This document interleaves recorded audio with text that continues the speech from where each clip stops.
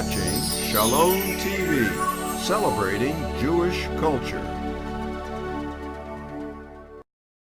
Funding for Shalom TV has been provided by the following.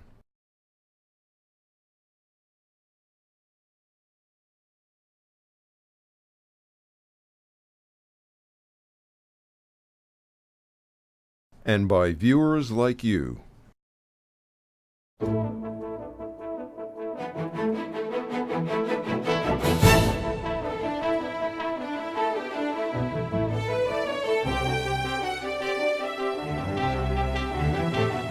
I am honored to be here, though, tonight, just to give you a bit of a view, if you will. Mort did not mention that I am also today seeking the Republican nomination for President of the United States.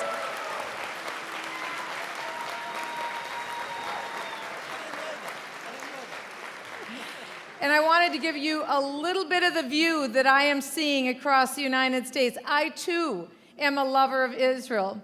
And although I am not Jewish, although I am a Christian, we do share something in common. It is the book of Genesis. And the book of Genesis says to us that those who bless Israel will be blessed, and those who curse Israel will be cursed.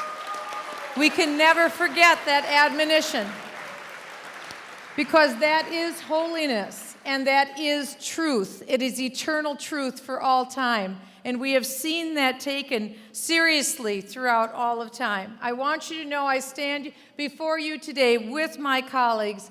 I stand with Israel.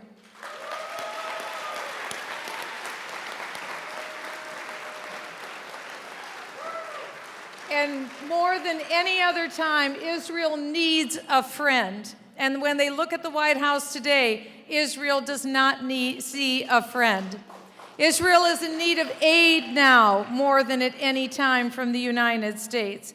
And while the president has recently been demanding that Israel give yet back more land in retreat to its indefensible 1967 borders, I think we could agree that the most real threat today that we are facing in the Middle East are not new apartment buildings in Jerusalem within 5 miles of the Knesset. The most real threat is a nuclear Iran that is a stated threat from the IAEA.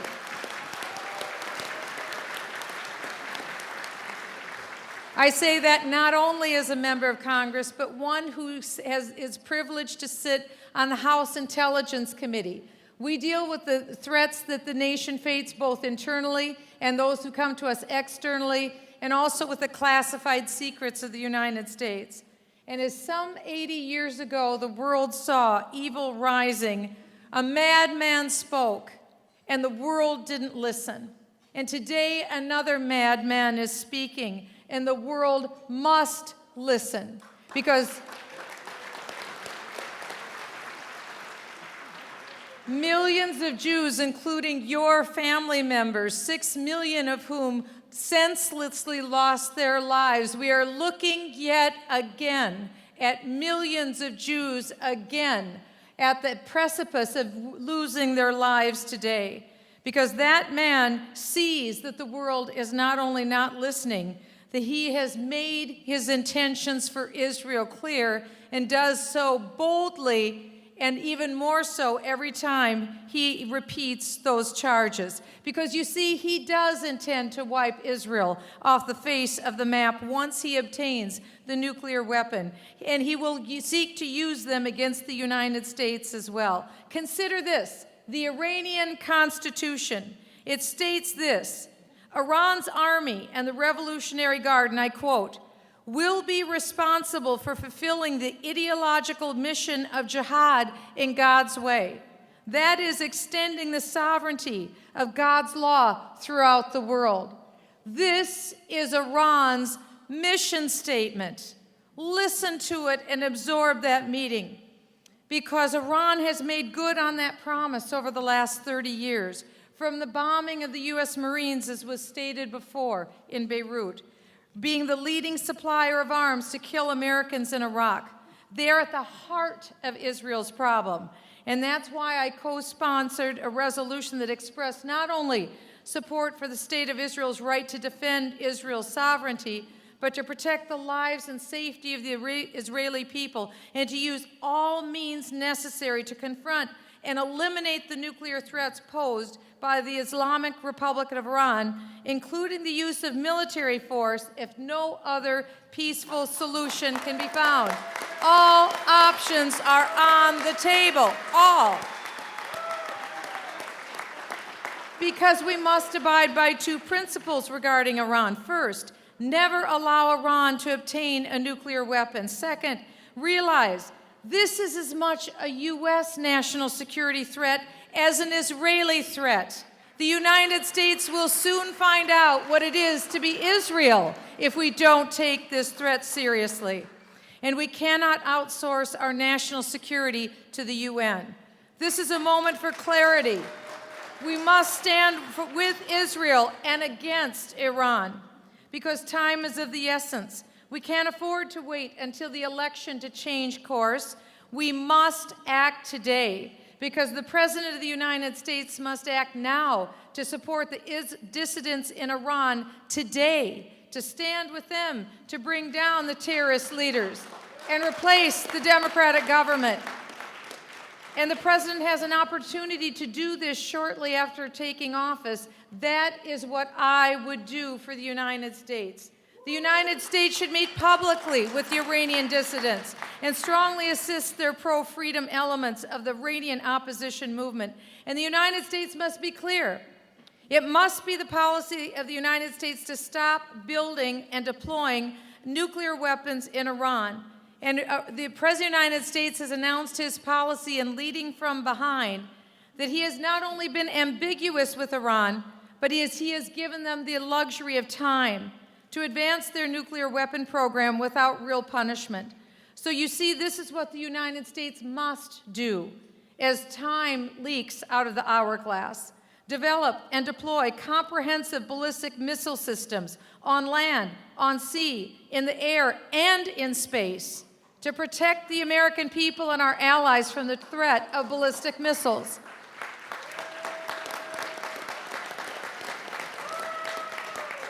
We must also speak out to the world and say that Iran, with the help of the Chinese, has obtained missile delivery systems for nuclear weapons that pose a threat to Israel, to the region, and to the U.S. And while we do not buy oil from Iran, they are a major player in the oil market, and that adversely affects price, and therefore we must become energy independent in the United States of Middle East oil, and immediately. We also must have a Secretary of State, a Secretary of Defense, and the head of the CIA who fully support a pro-freedom and security policy toward Iran, and we must replace those in the bureaucracy, especially those in the State Department, who will not fully support that policy.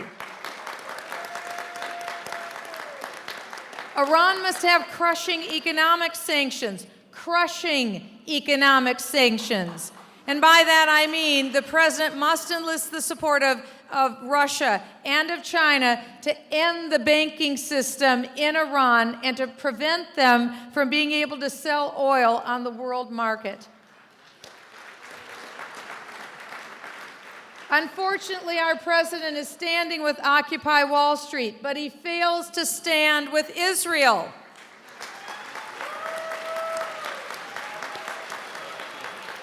When Israel looks at President Obama, they do not see a friend. And so the State Department should regularly expose the atrocious activities of the Iranian regime. They are arresting, imprisoning, torturing, and murdering innocent Iranian citizens. So we must accelerate our covert operations and our cyber operations in Iran and order the CIA director to take all means necessary to stop Iran from getting the bomb before it's too late. And the Pentagon should prepare a war plan immediately to tell us what to do to prevent Iran from gaining those nuclear weapons. But the President's absence and failure of leadership in the Super Committee this week will lead to Defense Secretary Panetta's words, quote, devastating cuts that will seriously damage readiness, making a military response more difficult. That is seriously damaging Israel's security by decreasing our status as the military superpower of the world. And part of that plan should be to direct our Navy to make preparations for a blockade of Iran's ports from all oil and gas imports and exports, to cut off critical petroleum revenues from going to the regime in Tehran, and to continue comprehensive missile defense development while we move additional Aegis and Patriot missile defense systems to the Middle East to protect our citizens and Israel. Because we must sell Israel the additional fighter jets and bunker buster bombs, the refueling tankers, and the other materials they need to defend themselves. And we should announce that the United States Embassy will be moved from Tel Aviv to Jerusalem.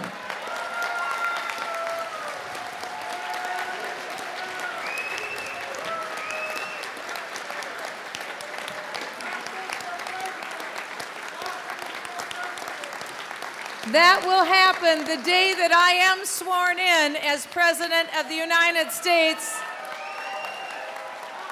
Jerusalem will never be divided, and the state of Israel will never be up for grabs and cut again. Not 1 acre, not 1 square foot, not 1 inch of Israel will ever be on the chopping block.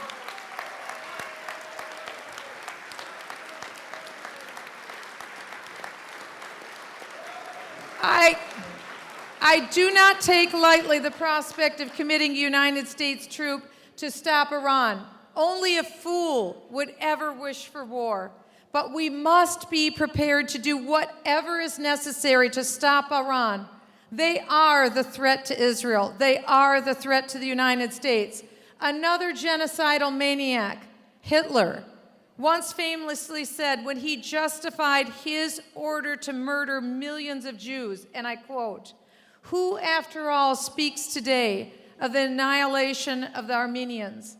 Ahmadinejad is likewise counting on the same collective memory loss as he marches toward his dream of realizing a second Holocaust. But we will send instead Iran a message that we will never forget, ever forget." And so I say to you as a lover of Israel, we will never forget. God bless you. God bless Israel. God bless the United States of America.